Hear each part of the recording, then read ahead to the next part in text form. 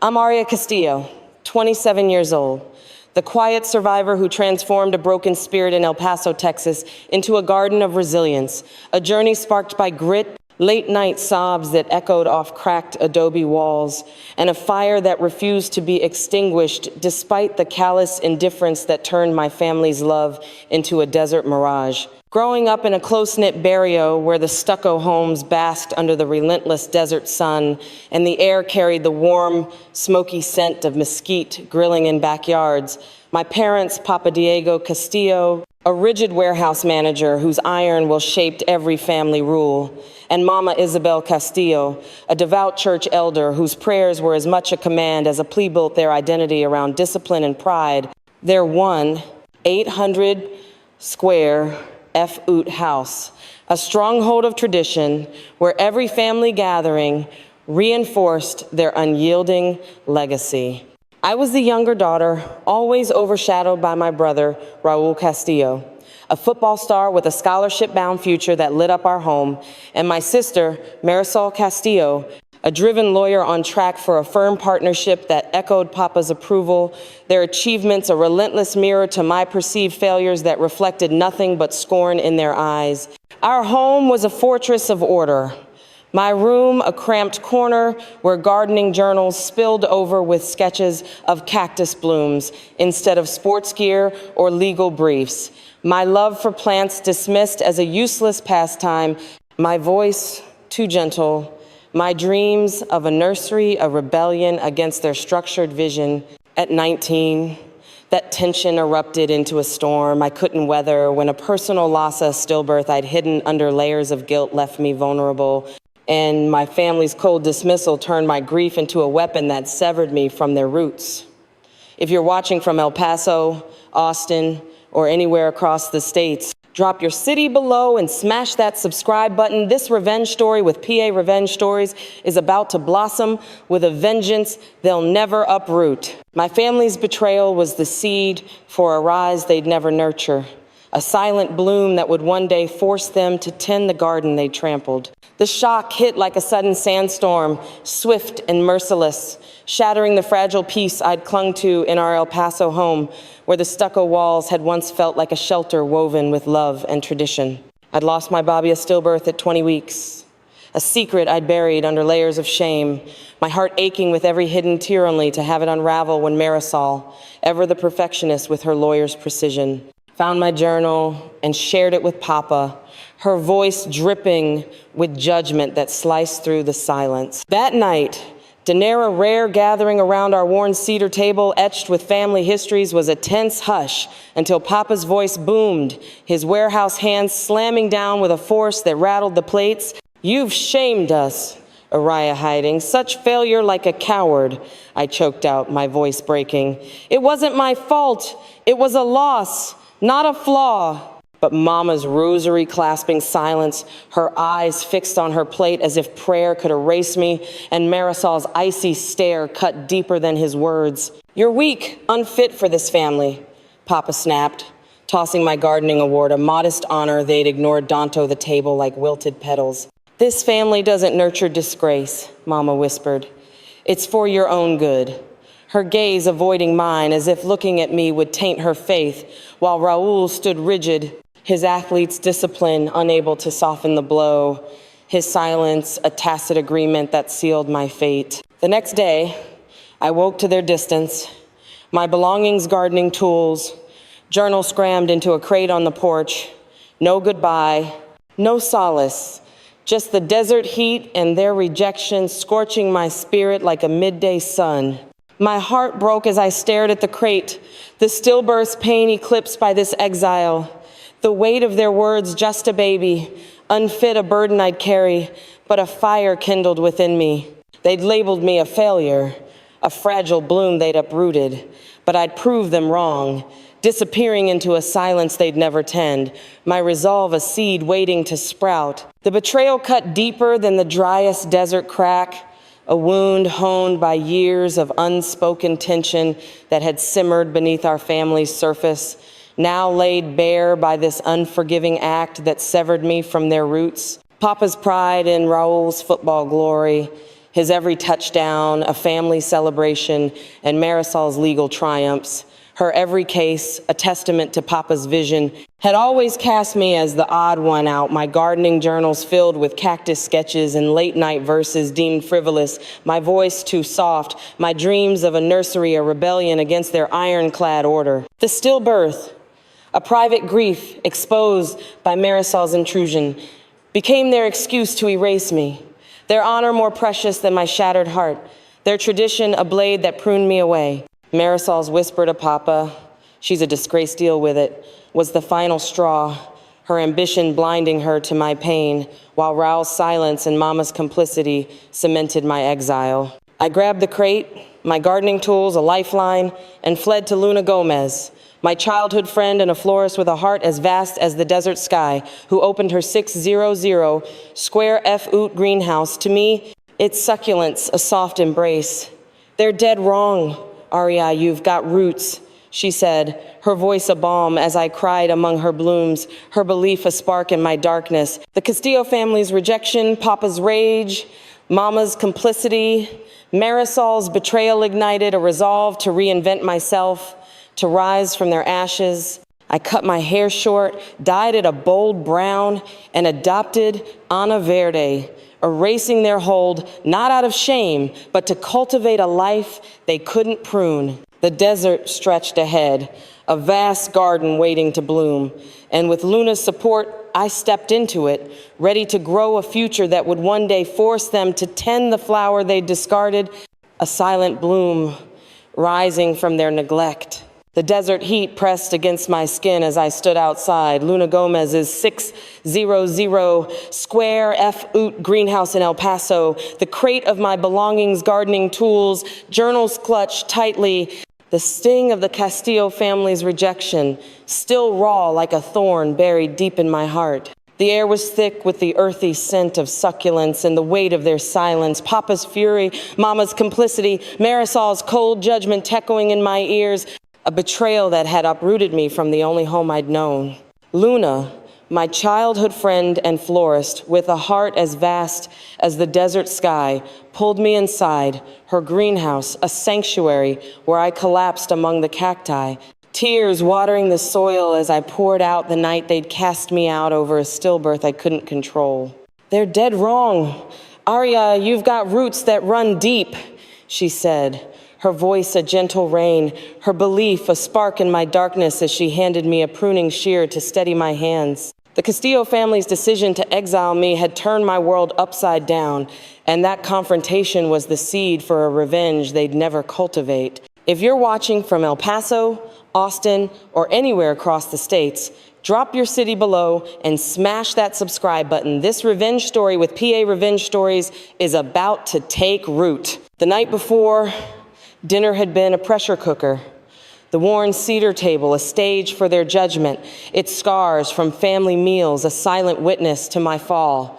Papa, retired warehouse manager and patriarch, sat at the head, his hands still marked by factory grime, raising a toast to Raul's latest football win, his star status a beacon in our home. While I sat at the far end, fork poised over my plate, eyes downcast, my recent gardening award a small honor they'd ignored hidden in shame. Mama, her rosary beads clicking like a judge's gavel, offered no warmth, her gaze fixed on her prayer book, while Marisol, the lawyer with her sharp mind, stood rigid, her silence a wall.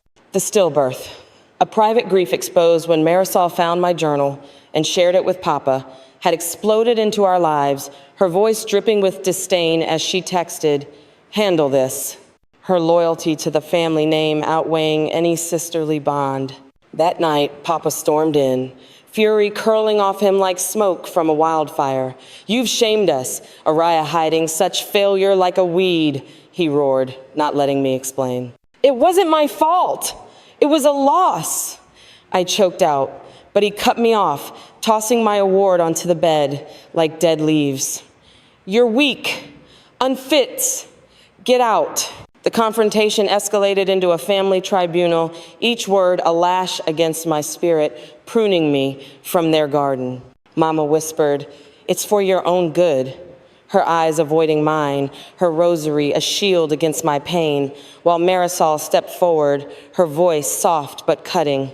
"You're a disgrace," Aria fix this, or leave. Her legal precision stung, her ambition blinding her. To my grief, Raul remained silent, his athlete's discipline a tacit nod to Papa's command, his presence a weight I couldn't shift. "This family doesn't nurture disgrace," Papa snapped, his voice a final verdict. I pleaded, "I was violated by loss, not by choice." But Mama's silence and Marisol's cold stare sealed my fate. The next day, the crate awaited on the porch, my gardening tools a lifeline, the desert heat baking my resolve. Luna arrived, her greenhouse a haven, her arms wrapping me as I sobbed. "They're wrong, you've got soul," she said, her belief a sprout in my despair. The Castillo family's rejection, Papa's rage, Mama's complicity, Marisol's betrayal ignited, a resolve to reinvent myself, to rise from their ashes. I cut my hair short, dyed it a bold brown, and chose Ana Verde, erasing their hold, not out of shame, but to cultivate a life they couldn't prune. The desert stretched ahead, a vast garden, and with Luna's support, I stepped into it, ready to grow a future that would one day force them to tend the bloom they'd discarded. The dry desert breeze rustled through Luna Gomez's 600 square F-oot greenhouse in El Paso. The crate of my belongings, gardening tools, journals clutched like a lifeline, the sting of the Castillo family's rejection still throbbing like an unhealed wound beneath my skin. The air was thick with the earthy scent of succulents and the weight of their silence, Papa's fury, Mama's complicity, Marisol's cold dismissalachoing in my ears, a betrayal that had uprooted me from the only home I'd known. Luna, my childhood friend and florist with a heart as vast as the desert sky, pulled me deeper into her sanctuary, her greenhouse, a haven where I collapsed among the cacti, tears watering the soil as I poured out the night they'd cast me out over a stillbirth I couldn't control. "They're dead wrong. Aria, you've got roots that run deep," she said, her voice a gentle rain, her belief a spark as she handed me a trowel to ground myself. The Castillo family's exile had stripped me bare, but it also planted a resolve to pursue my growth, a journey that would become a silent rebellion they'd never cultivate. If you're watching from El Paso, Austin, or anywhere across the states, drop your city below and smash that subscribe button. This revenge story with PA Revenge Stories is about to take root and bloom. My path to growth began in Luna's greenhouse, a fragile sprout emerging from the ashes of their rejection, fueled by the love for plants Papa and Mama had unknowingly nurtured in me.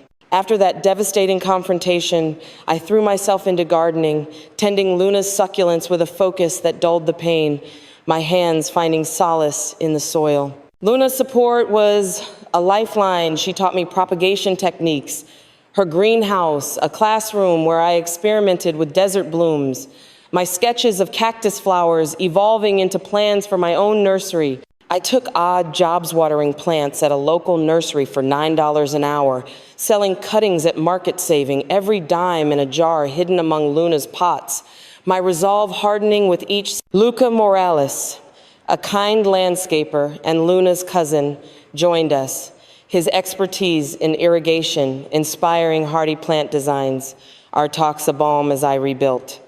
But the Castillo shadow loomed. Papa's calls stopped, Marisol's texts turned to silence, and Mama's rosary prayers felt like a distant echo, their rejection a fertilizer for my determination.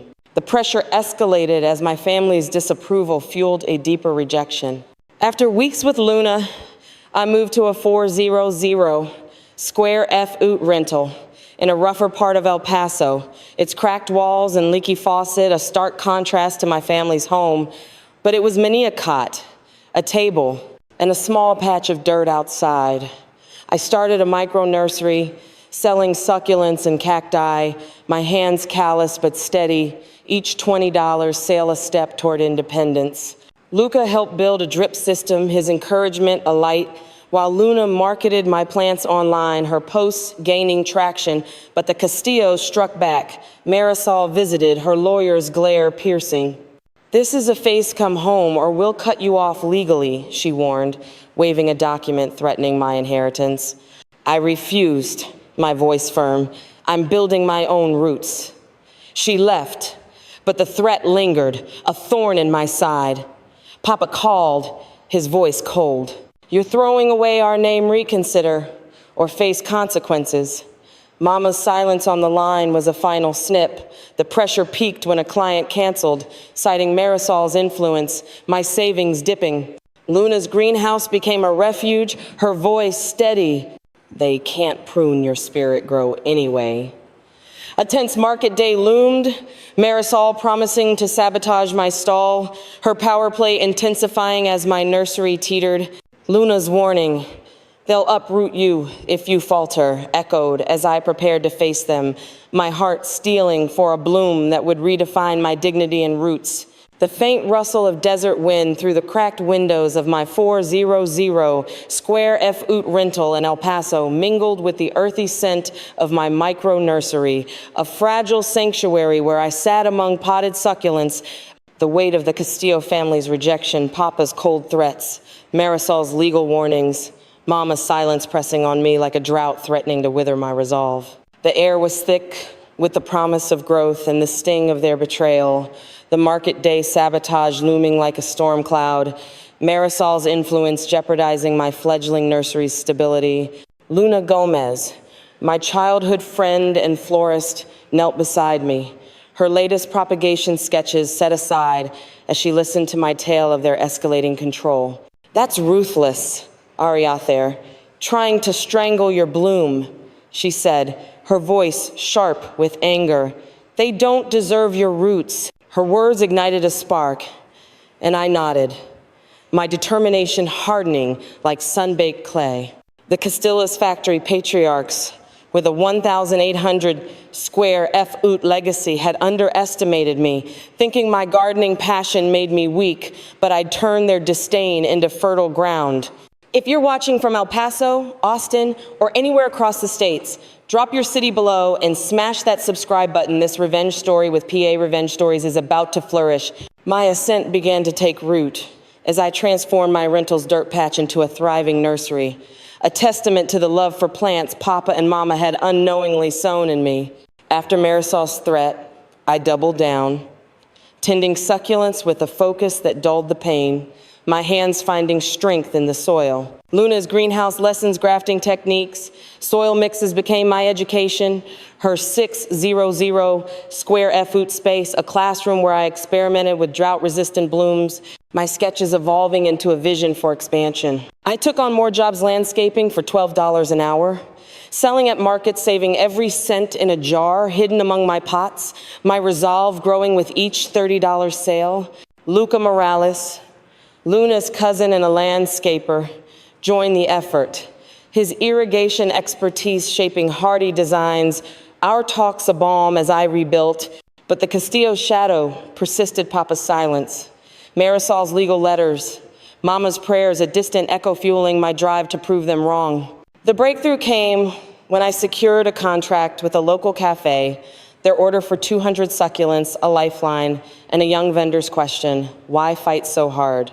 forced me to confront my purpose. "I lost a family, so I'm growing one that values me," I replied, the words a seed of clarity.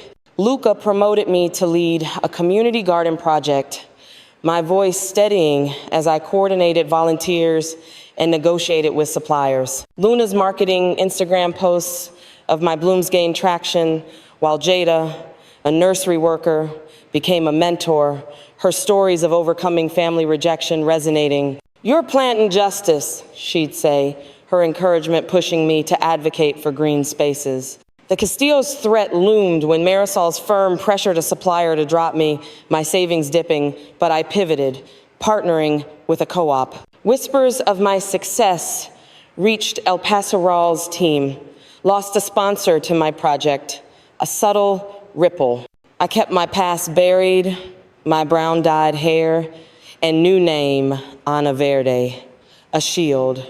but the past crept closer when a journalist probed. "Any family, Anna?" he asked. I smiled.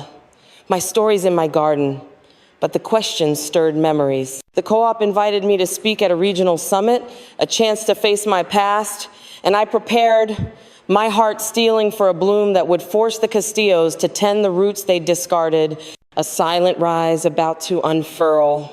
The desert air hung heavy as I stepped into the El Paso Community Center, the 1,200 Square F-Oot Hall, a stark contrast to my 400 Square F-Oot rental where I'd nurtured my micro-nursery, the weight of my past as Aria Castillo pressing against my chest like a storm about to break. The polished wood and murmur of voices carried the scent of fresh soil mixed with tension, a stage where the Castillo family's rejection would collide with the bloom they'd never anticipated. My role in the community garden project had brought me regional attention, my voice shaping green spaces from a modest patch. But this summit was personal a reckoning born from Papa's threats, Mama's silence, and Marisol's sabotage. Luna Gomez, my childhood friend and florist, had hugged me before the event, her voice steady. "You're a force, Arielette. Them feel your roots." Jada, my mentor and nursery worker, nodded via a quick call. "They'll see the garden you've grown." The Castillas factory patriarchs with a 1,800 square foot legacy thought my planting passion made me weak. But today, I'd turn their disdain into fertile ground. If you're watching from El Paso, Austin, or anywhere across the states, drop your city below and smash that subscribe button. This revenge story with PA Revenge Stories is about to bloom. The hall buzzed as I slipped into the back row, my brown-dyed hair tucked under a wide-brimmed hat, sunglasses masking my eyes, a simple tunic blending me into the crowd of ghosts they didn't expect. Marisol Castillo, my sister and now a lawyer under scrutiny for pressuring suppliers in an environmental case, sat at the front, her posture impeccable, her lips pressed into that familiar cold line, unaware of my gaze. Papa sat beside her, his warehouse frame rigid, while Mama clutched her rosary, her eyes downcast, the family name their shield. The moderator, a seasoned environmentalist with a commanding presence, scanned the room, her eyes pausing on me, a double take freezing the air. "Waitest that Ana Verde, the garden advocate?" she asked, her voice cutting through the murmurs, every head whipped around, cameras flashing, attendees gasping. Marisol's mouth fell open, her composure cracking, while Papa squinted, disbelief etching his face, and Mama turned pale, her hand flying to her chest. I didn't flinch, didn't nod, just sat still, my spine straight, my presence a statement louder than words, the years of silence they'd imposed, now a mirror reflecting their shock. The tension thickened as the moderator resumed, but the room's focus lingered on me, journalists whispering, lenses zooming, a volunteer waving off a too eager photographer. Marisol's case accused of manipulating supplier contracts to favor Castillo interests unfolded, her defense wilting under scrutiny, but my presence stole the narrative. Papa's eyes bore into me, searching for the daughter he disowned, while Mama's whispered prayer was lost in the chaos. I stayed silent, my purpose not to save but to witness, to let them feel the weight of their past actions. The session ended, and I rose, walking out the side door, the soft thud of my steps, a quiet victory, no one daring to follow. Back at my rental, my phone buzzed with missed call express, co-op members, even an old El Paso contact, my face trending, my name a headline. The stillbirth journal resurfaced, its pages shared online, my ex's smug comments adding fuel, but I didn't flinch. My team scrambled, issue a statement, but I whispered, let them see I've survived worse. The Castillos struck back. Papa called, his voice sharp, "You're dragging our name through mud for attention." I leaned back, calm. I carried that name longer than you carried me. I stayed to remind myself who not to become. He hung up, and Mama's sudden illness stress, they said, reached me via a cousin's call. Against instinct, I visited, entering her room unannounced.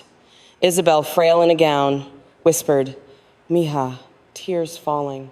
I took her hand, silent, not forgiving, just present, leaving a sketch titled "Rooted, a Desert Bloom in Her Table."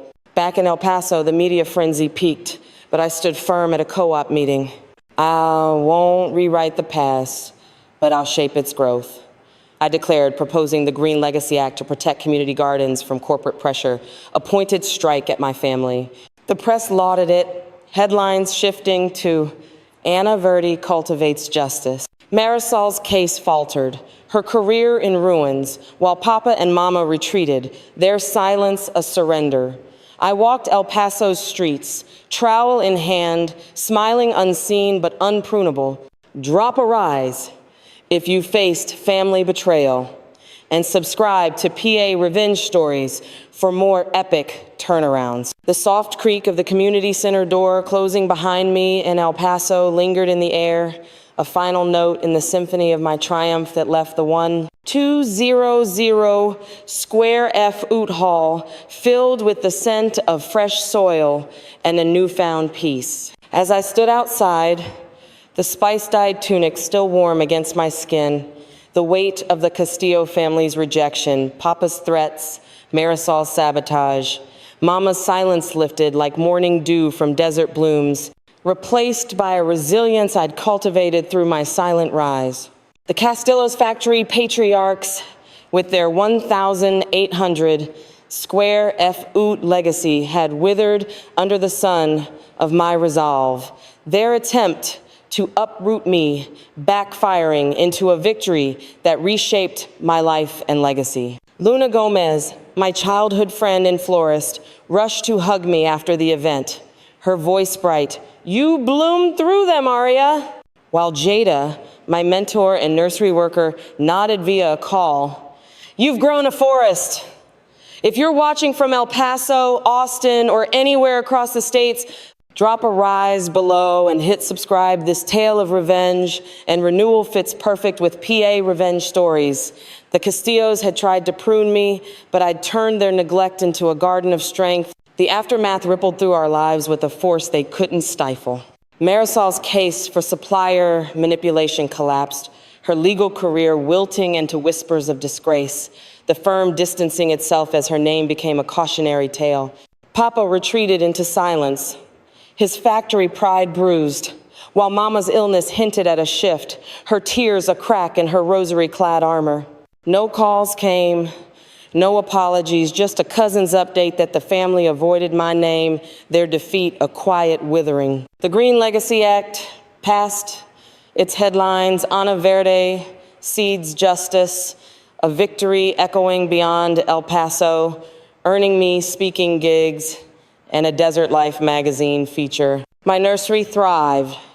The 400 Square F Oot patch, expanding to 800 square feet, my 6 volunteers flourishing with new projects, my leadership a beacon for the uprooted. Luna visited, her son helping plant, their laughter watering my spirit, a chosen family that healed old wounds. My inner transformation deepened through therapy. Dr. Elena Ortiz asking, what if their approval was never yours to grow? The question stung, a raw scrape on past scars, but it freed Mimi Worth, wasn't their soil. I built bonds with Luna, Jada, and Luca Morales, whose landscaping mentorship shaped me, their support a mirror to my growth. At a community garden, a 16-year-old boy, Jamal, approached, eyes hesitant. My dad says gardening's a waste can, I still try. I smiled. Cultivate your own path, Jamal. I did your bloom is your power. His nod was a sprout, a ripple from my fight. Work became purpose. I expanded the nursery's outreach. My sketch is now part of advocacy campaigns. My voice a force in green policy debates, securing a $40,000 grant to aid desert families. Months later, my influence grew. Invitations to national summits pouring in, my name whispered in sustainability circles. I spoke at schools, urging kids to defy doubt. A girl, 14, asked, what if my family hates it? I grinned. Grow a life so true, their hate fades. Find your tribe mind saved me. Her smile was a win. Back home, Luna cooked, her laughter blending with the desert wind. You're a legend, she said. I nodded, my crown self-cultivated. The Castillo's attempts at contact Papa's text. We need to talk.